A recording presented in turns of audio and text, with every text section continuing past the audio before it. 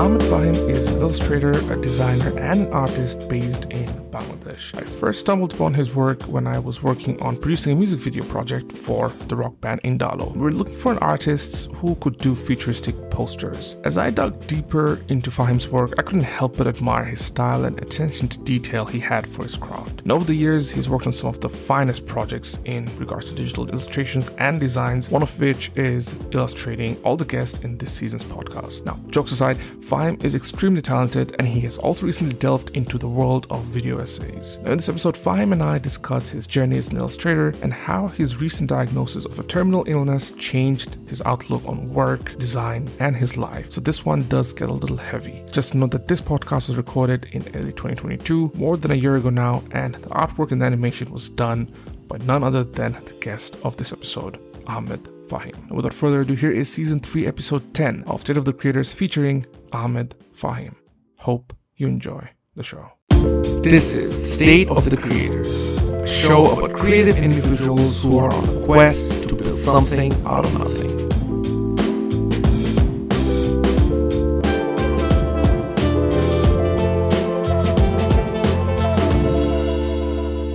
It was a fun experience. I mean, all the guests here are incredible people, right? And thanks for giving me the opportunity to, draw and, make the story sound better. And of course, I think the way you've also designed the whole thing is just so cool and experiential. And in my head, I always kind of had that goal as well. Yeah. It's incredible because we've never met. I've never met you. Like in flesh. For all I know, you are an AI generated, mid-journey generated dude with deep fake stuff, and I'm just being pranked for all I know. But the fact that we get to do this as creatives, it's almost like, I don't know, if you put it like that in my head, it just almost gives me this crazy way to think about life in general. Like we've never met, and here we're making things, and others are consuming that stuff and getting inspired or hopefully finding some useful stuff. So thank you, man. I just wanted to kind of start straight away with one question I had in the first part as well, is that your name is Fahim Ahmed, right? That's your actual name, but everywhere it's Ahmed Fahim. From the tags to even the way you kind of have your cool the signatures and everything. It's Ahmed Fahim everywhere. So why that decision instead of the Fahim Ahmed? It's just my name, right? So it really didn't matter if it came the surname comes fast, first name or the last name, whatever was ahead. It really didn't matter at a point, but and my last name, Fahim, is such a common name. We already have 3 Fahims in the industry, and then everybody just confused, which art is Fahim? We all illustrate, as an animator, all do the same thing. Yeah. All talented, by the way, for those who don't know. Awesome Fahims.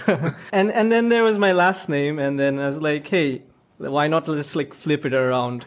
And then there was Ahmed Fahim. And I guess more reason to that is this is a story that I don't add much, but I used to do graffiti a lot. That's how I actually started writing graffiti. And then how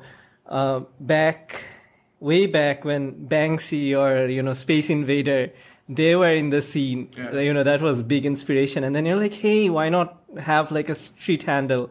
And then I used to go by the name Aerosol Funk. Very quirky, cheesy name. So that kind of affected how I just sign AF all the time. Right. So it used to be Aerosol Funk, now it's Ahmed Fahim. Fair enough. Even that shifted to I changed that to Behave. That's when I started writing Behave everywhere. Right. Everywhere in Dhaka, so it just Behave. So it kind of changed all the time, but the whole idea and the essence of design, it's always there. It's always about telling a story and, self-expression and communicating the idea. Do you think all those tags have different personalities attached to them, or are they all one and the same? The message is same, but of course the voice and tone, how, people say it now, like, in terms of digital marketing. Well, it changes. but the real feel within it, like the message we try to say, it's always the same. It's one guy. Nice one. So for those who are unaware of who is Ahmed Fahim, what would you, I guess, how would you describe yourself? Ahmed Fahim is a pretty average guy from Dhaka. He's 26, happy to be with his family, and just happy to the fact that he's making a living out of what he loves most, that is design and visualizing. And interestingly enough, like design and visualizing means different things when it comes to, architecture or, like I say, digital marketing or branding. So I try to, keep the design fact as a spine and try to branch out my skills. So Ahmed Fahim is a guy who tries to touch all that corners of design and provide that service, right? And it's not the final product that I chase. It's like more of experiencing and learning and meeting new people. So I guess, that's who I am. Yeah. So like an overarching, using different tools to tell the story, but all kind of encompassing around the idea of design, which is pretty awesome. And of course, I've been following your work for 4 or 5 years, and the first time I kind of got introduced to you was while working on Indal's music video that I worked with Ijaz, who's obviously doing great things right now, winning awards with Nuhaj for moisture and things like that.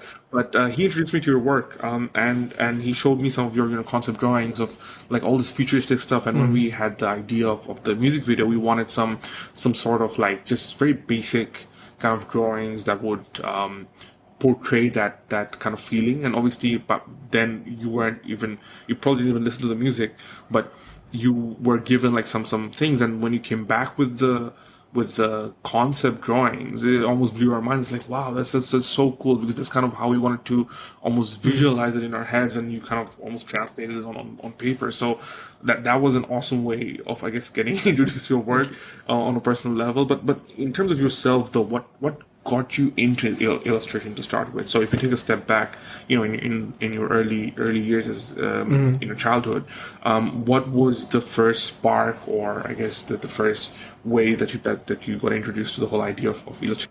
Well, now that I think of it, I just feel like art and design is like the most superior way of communication that human beings could have ever discovered. So I always have felt drawn into drawing just as like a basis of all of it. When I was like in my very early, like whenever like you're just a child and you're trying to connect with more people, and then you're like dreaming about dinosaurs and spaceship, and you start visualizing that through, your crayons. And the fact that it's not just me who drew, it's the fact that I went to a class where everybody wanted to draw. And that feeling itself was amazing. And, that's what made me pursue, like, hey, we're all communicating through art. And maybe that. I just wanted to keep that part of me alive. I guess, it's easy to easy to, I guess, feel nice that others are doing things, or you get the first initial spark, but it's way harder to kind of stay in line with that passion or hobby at that early stage, right? So what kept you connected with the idea of design and illustration? For me, it was just like, there is no other way. There is no other way around, right? This is probably the best thing that I can do. And this is what I enjoy doing. And this somehow turned into a whole lifestyle, right? So, actually knowing more about your passion and then living the life. Right. And did you have like supportive parents at the start? Like, were they, I guess obviously they were okay in the sense that, you're doing that stuff, but I guess there's in Bangladesh or in South Asian culture in general, like parents are pretty okay with extracurricular activities up to a certain point, and then it's always like, oh, you gotta study and do other things and more so and blah blah blah. But for yourself, did you have supportive parents like throughout? Because you obviously pursue this as a career now, which tells me that there was a decision at one point where you had to have that conversation with people in your family and be like, this is what I want to do for the rest of my life. So how did that work out? It was like a hell of a journey. If I start, like my parents have been very supportive, but it took me to communicate to them a lot, like actually breaking it down, the whole journey and how it's going to actually work out. Because if I backtrack to what my dad does for a living, he's a businessman. He provides a service, and that's how he, runs the whole family. For blue collars and white collars, like, my forefathers, art and design is completely not the language they understand, right? My parents were open to accepting changes. And the fact that people try to struggle is like, hey, can my children, or like my son or daughter, can they make a living out of it, right? Because here's the fact, like, we send our children to school to not learn better math, right? We send them to school because if you learn better math or if you're good at math, you get a better job. So I had to kind of, prove my parents that doing design is fruitful, like both ways. You can not only like make a living out of it, but you can also enjoy and have a whole lifestyle out of it. Right. And then obviously you got into architecture, right? And I think I did the same, right? Because for me, I guess there was that concept again, I'm putting a lot of people in a box, but back home, there was this concept of that, if you can draw, then you can be an architect, right? I was able to illustrate a little bit in the family. They're like, architecture sounds like a good kind of thing to it. I've personally had issues with it, and I've mentioned it multiple times in podcasts and other videos and places. But and I've moved away from it. But it's given me a lot of basis for design, which I still carry with me for doing art on my own terms, right? In different contexts of my life, but. For you though, you got into architecture as well. What again prompted that move? Specifically from doing illustration, design, graffiti, and then moving to architecture specifically. Before getting into architecture, like I kind of thought like, what are the fields that I have in front of me, and looking between fine arts and all the options that we have here in Dhaka, I just figured out that architecture is so diverse, and and architecture gives you this foundation to design, and then that's where you can choose different paths. It's not just you work with buildings or urban design, but you can shift to any angle here. So that kind of really attracted me to the major. That hey, I am getting into a studio culture, and the fact that you wake up then you join the studio at 9, and then you're working till 5, and in between you're just designing, and then there's like a whole room of other kids who are designing with you, and then there you have like mentorship, and then they're guiding you.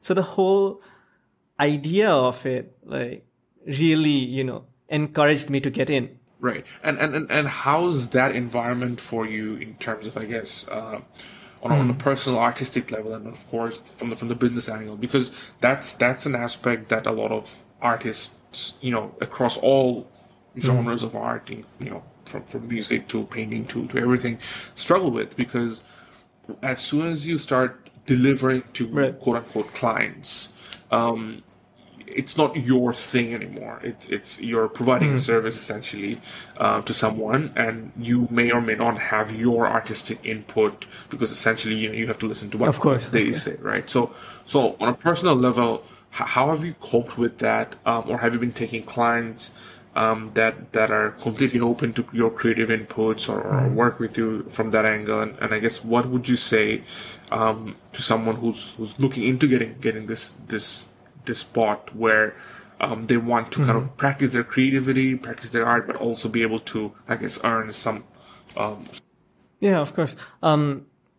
I just feel like over the years I have had the experience to work with very niche and different batch of clients because, and they have been open to the type of work I do, right?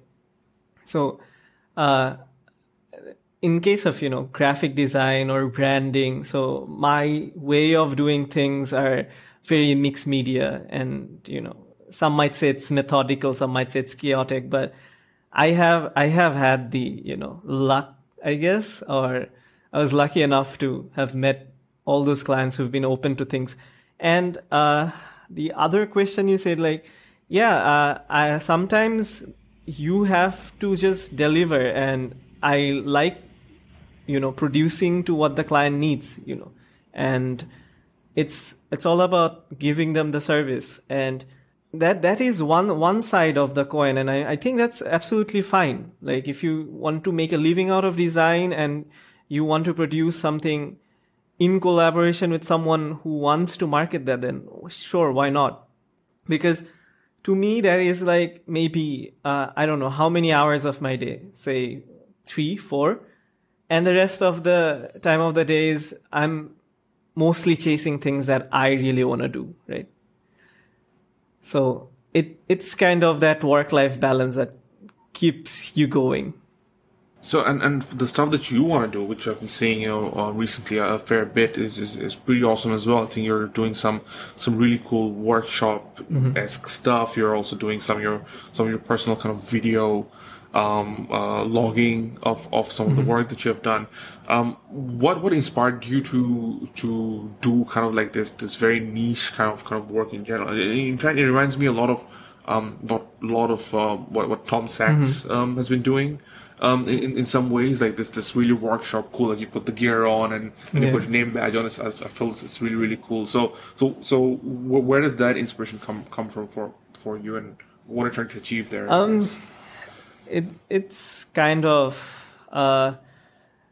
being self-content with things that you just make, and it's basically trying new stuff, right? Because you'd see these days people making content or art in general or any sort of content out there. People are like really out there producing every day, chasing what's trending, and it kind of, for me, it's taking away the joy of creating. I mean, I don't disapprove it, or I'm not against it. I'm not against short form contents or how reels are trending more than other forms. That's absolutely fine, right? If you are into that kind of stuff, why not? Right? I like short hacks or looking at speed art. That's absolutely fine. But what gives me more joy is making things functional around me, making things that have more of my touches. So that kind of like shaped around having me trying to have my personal space and have my studio kind of designed around me. So yeah, of course, like Tom Sachs or Van Neistat is a big inspiration here.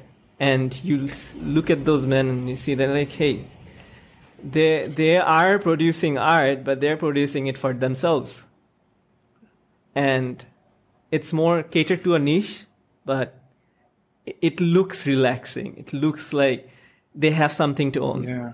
It's crazy because like on my other tab I actually have Tom Sachs Nike Craft shoes that he's come up with. Like he's working on a pair of shoes that he's dropped, like it just came out version, and it's just gonna be open on the other tab. Yeah, exactly, because he just announced that he's gonna drop another one next week. But it's kind of ties in that, and I'm obviously prepared for it. It was just there, but that makes me think, how these, like he's literally working with Nike here, right? True. Like one of the biggest corporate brands in the world, that allows him to be so experiential, experimental, with the work that he does, and I feel that it almost feels like art in itself cannot sustain anymore without the need of some sort of injection from an outside source that'll help elevate it to more wider people. It doesn't have to be the mainstream, but as long as it reaches the niche you want to serve, right? But that also could mean that you have to do more reels, or you have to do more kind of stuff to kind of reshape your content to that style.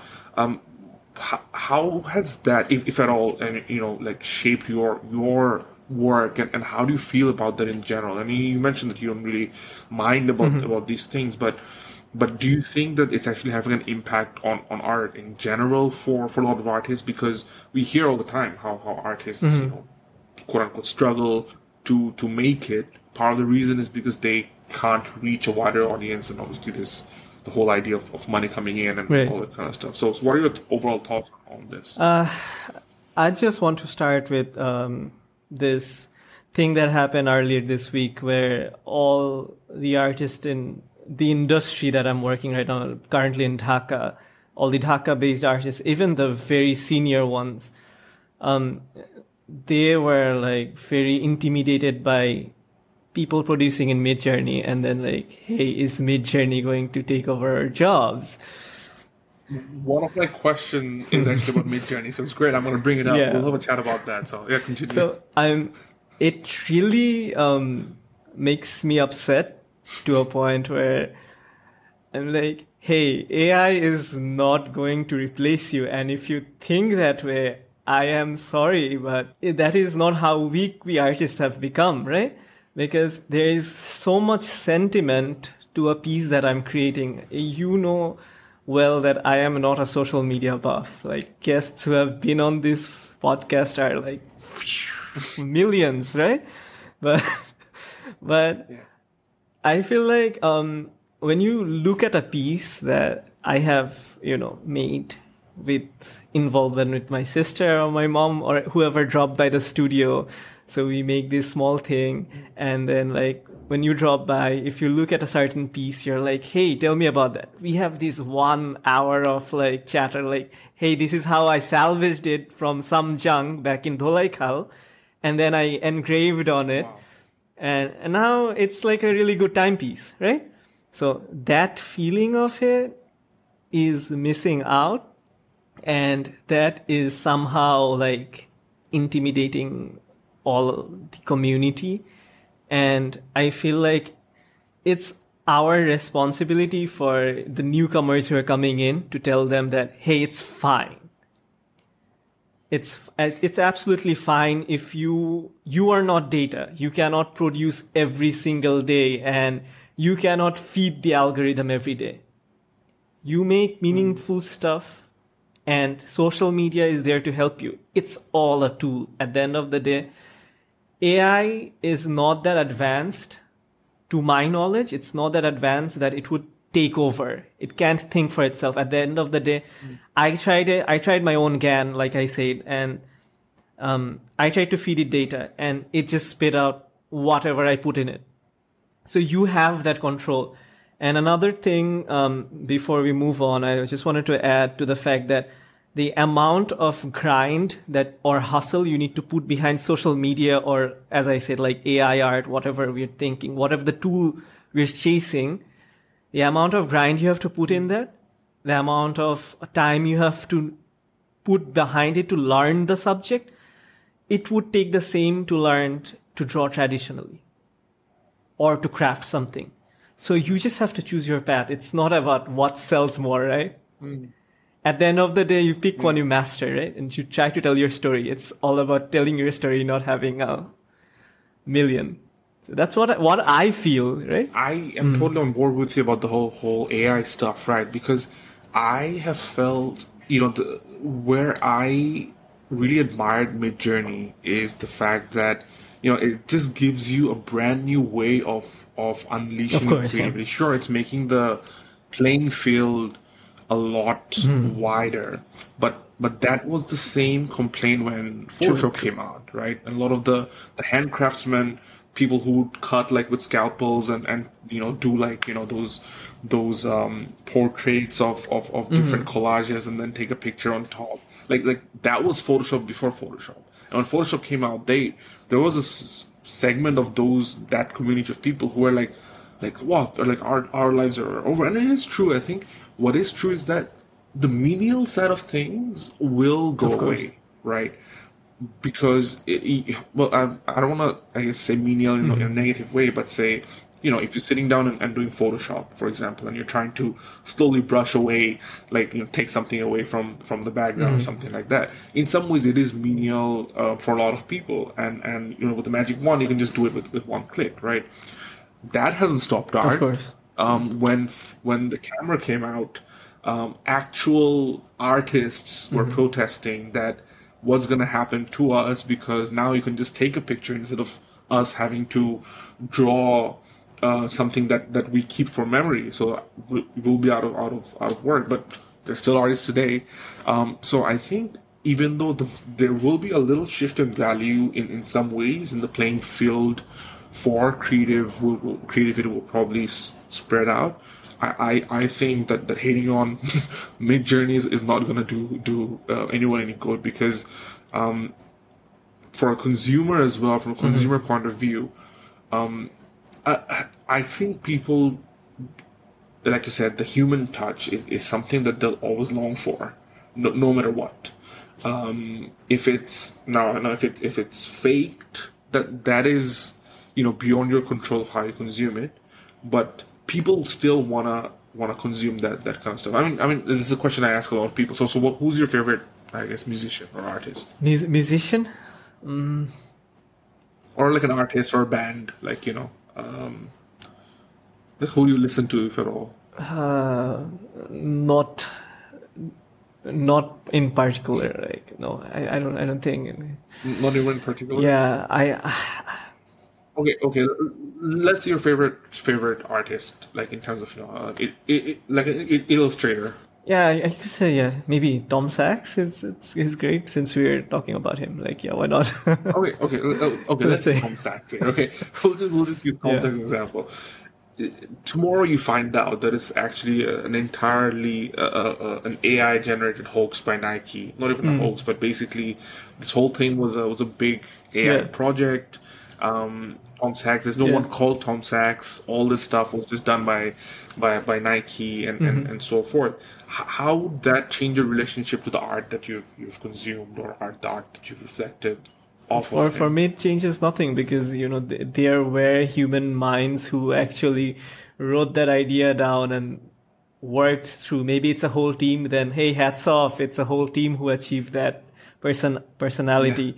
Yeah. I think what you're saying is more like, I don't know if you heard of what was that? The designer. He designs these AI generated shoes. He did this recent hoodie that is AI generated. Rect Studio. I really don't remember. But hey, they are producing things that is completely generative, that doesn't exist in real life. You are actually doing crypto to get it for your metaverse. I mean, that's completely fine. Times are shifting, and yeah, exactly. And like I said, like there are people who hated the camera, and yet the artists still exist today, right? So I think it's definitely. I think what we are having. The talk we're having right now really leans back to where you asked me if my parents were okay with me chasing art as a career or design as a career. But I think that is itself the answer, that people really want, like, hey, I'm making art. Can I make a living out of it? And like when you involve money and time equal to effort equal to, I'm making a living out of it, that really starts questioning the joy of it. It really sucks it out. And the same for having a degree for the hobby that you have. It also sucks the life out of it. 100%, 100%. And I think people need to shift the way they think about creative work in a lot of ways.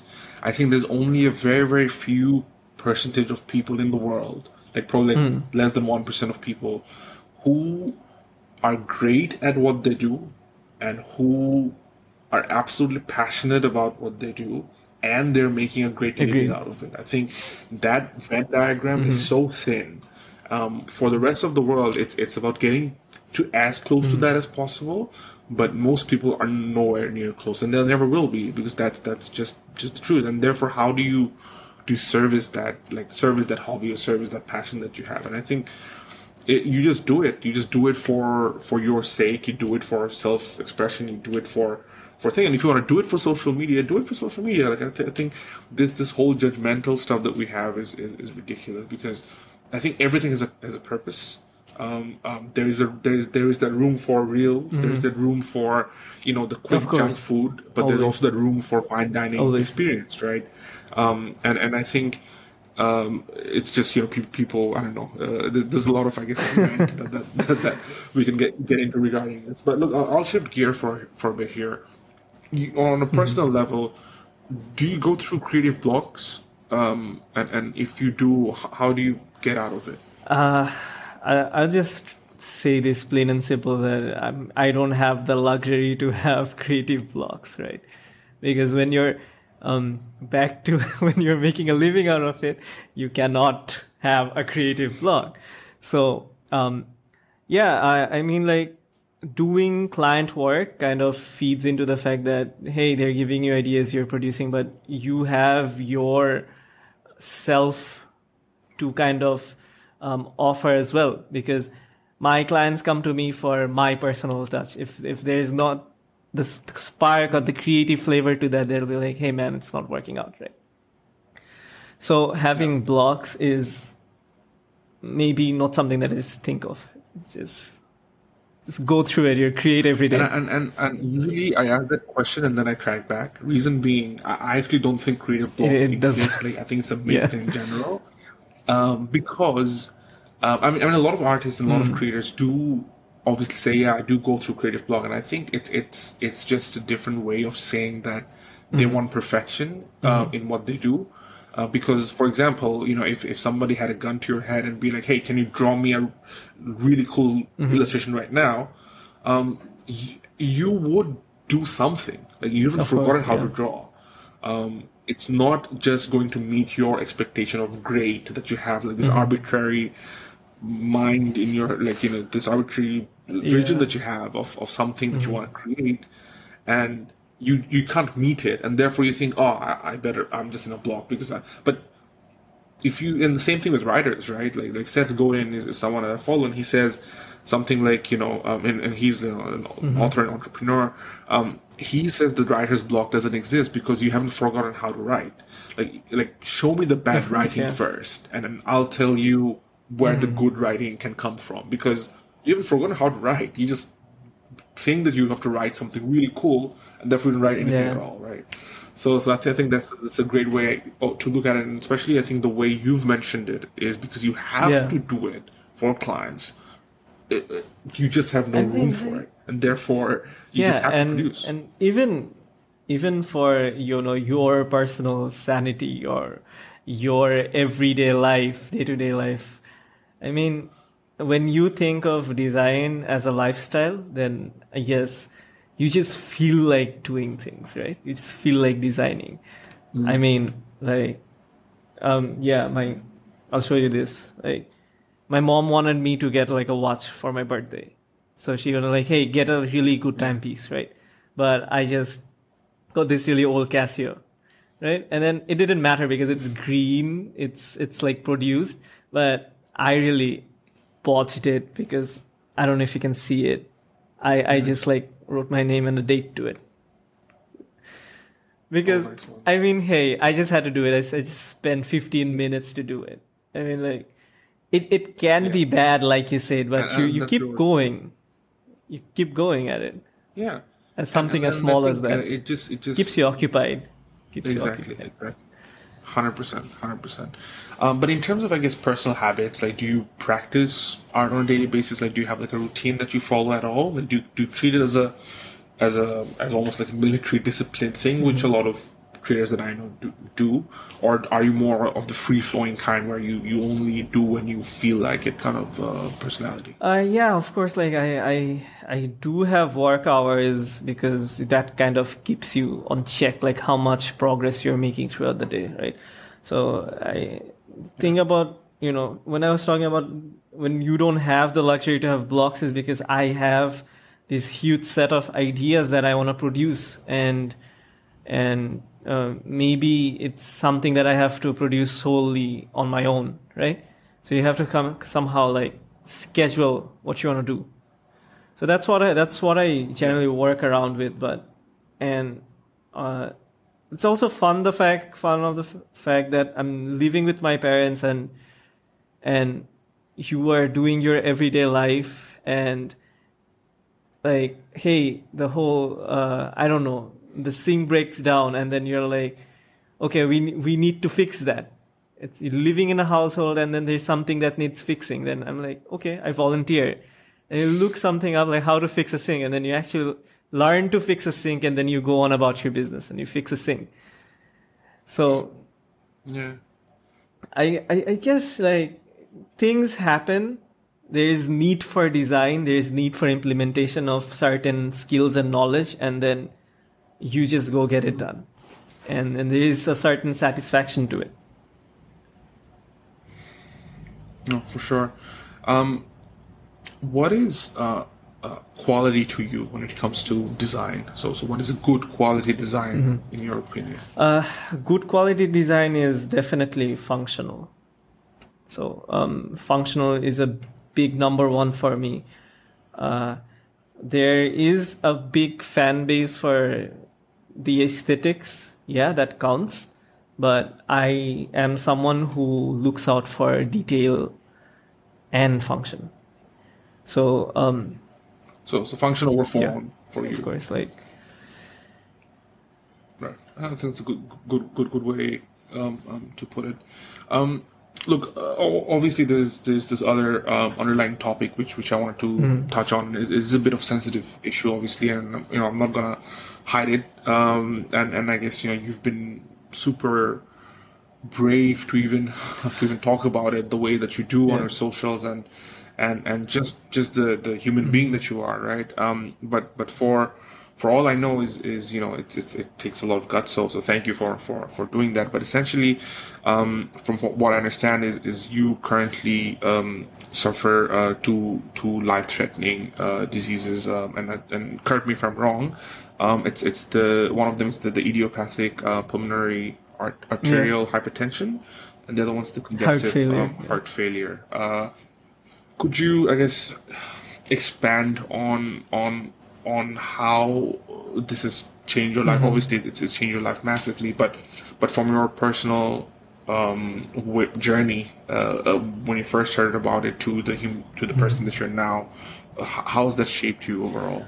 Yeah, being chronic and having, it's somehow turned into a disability right now because the disease that I have, it's progressive. It keeps on progressing, and it's chronic because there is no certain treatment to it. So what you do is you have medicines to keep it stable. So that's how things are, and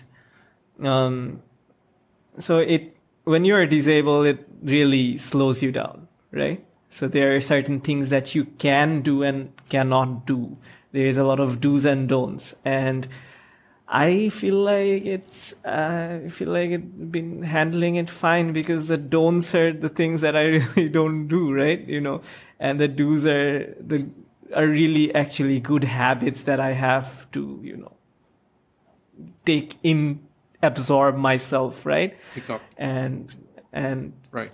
that's what I've been trying to do, like being someone who is a more of a morning person who does their chores, works out, has food and diet maintained. all of that stuff. So I think that's a really I think positive thing that came out of it. And about the don'ts, like moving around in general, going out, seeing and exploring, because a lot of my designs and things that I personally want to create revolve around the city that I live in, because Dhaka has been such a big inspiration to me. And moving around in Dhaka is hectic, right? So when you are not able to, do a lot of action, then it really sidetracks me, or like takes me a step back from how I used to develop inspiration in the first place. So that's one of the things that I miss. Yeah, but I think it's all about coping, and I feel like putting this story out should inspire a lot of able people, right? Because I mean, we all come here for a limited time, and we have the energy to produce things and do things for others around us, and like I said, provide service, learn new skills, and discover ourselves in our best possible ways. So to my able-bodied friends and everyone around there, I feel like sharing my story gives them the energy to get up from bed and not procrastinate. Like, hey man, you can do it. If I can do it, you can too. So yeah, to more creativity and learning new skills, doing more good for the future. This is a great outlook, man. And again, thank you for sharing the story. In terms of, I guess, your personal connections in terms of your family and things of that sort, how have you been dealing with that? Like I said, my parents are super supportive. So, yeah, it came in as a shock to a lot of people. Like, it's a normal thing to expect. Like, you're 26 and you don't expect to be chronically ill the next day you wake up. But I think, in trying times, family is the best place to go for support. And they have been helping me that way, from the smallest thing to the biggest ones. So that really keeps me going. That really fuels all that I've been doing, trying to do at least. That's brilliant. And obviously, the things have changed, as I mentioned, but how is your relationship with the idea of creating change after you got the story, right? You got the news, because obviously, as I mentioned, a lot of people have different thoughts and ideas when they're living their regular life and they procrastinate and all that kind of stuff. But now that you're kind of hit with this really devastating news from personal level, how has your relationship with creating changed since then? The only thing that happened is the fact that I have currently started documenting a lot, documenting a lot of my old projects, life in general, moments with family and friends. That's what I've been doing right now, and I don't get a whole lot of opportunity to put it all together on social media because it's a lot of work, but I am trying. I'm slowly trying to get there, thinking about, hey, why not put everything on YouTube and have this whole life vlog? Because you see, back in 2013, 12, 13, 14, when I was doing graffiti, it wasn't as big as Hobiki, if you remember Hobiki, or Shubodh, whatever his tag is. But it's the fact that we did it for the message that we wanted to get out, or the whole, I wouldn't say thrill of it, but the whole experience of doing something new, pioneering graffiti as art out there in Dhaka, because nobody else was doing it except Guerrilla was there.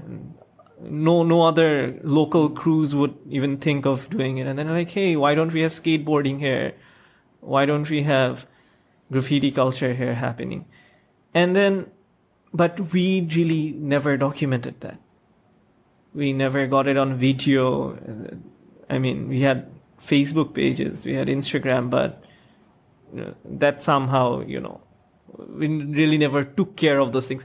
But I feel like looking back, I feel like we should have did that, like actually documented and like preserve the stories. So I'm more focusing on that. Like, hey, I'll create stuff, but and that's what I suggest a lot of people do. And I mean, like social media, the good thing about social media is that it really makes you do all of that, right? I'm so happy to see people sharing their everyday bits. I mean, this morning I saw you make breakfast with your daughter, and then filled my heart, and I'm like, oh, that's so warm. Like that's the first thing I saw when I got up this morning. So so yeah, I think that there is beauty in that, and we all should do that more often. And that's all. That's a great way to put it. Finally, what do you hope to leave behind with your art? This is something that I've been thinking a lot lately, and I agree to a very young Fahim here, where I want to say that I want to leave back something for the future, right? And I feel like that would be something like, maybe good words, hope, I guess, because maybe, anything that I have created, and art in general, design, or maybe this pottery that I made to plant just shrubs in it. But I just wanted to put all that together so that there's this future generation who looks back and sees that, hey, there is a lot of industrial and all these AI generated things happening, and then there is the future that's there, but there is still room for carpentry, hand painted portraits, time with family, and good thoughts. Mm-hmm. And that has a lot of good vibes to it. And it doesn't cost you anything to get that done. So I think like putting behind all of that, all these words, and maybe if someone's watching this podcast like 10, 15 years down the road, and like, hey, this guy just say this thing in a random podcast, like I'm going to have a cup of tea with my mom or my dad or my friend. I think that's crazy. I think that's why creators should create. 100%. And that's why I've been doing this in a lot of ways, that I want to try and understand the mind of why we create, and why we design and why we do things. So, very appreciated, bro. Again, thanks for taking part of this journey. Any final words for aspiring creators or anyone who's listening in, who want to get into the world of creating? Enjoy what you're doing.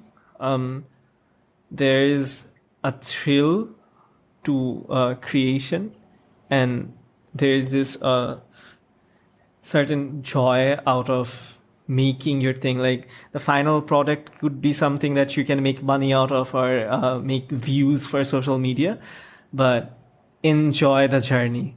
Yes, that would make your craft 100%, and that will give you money and views.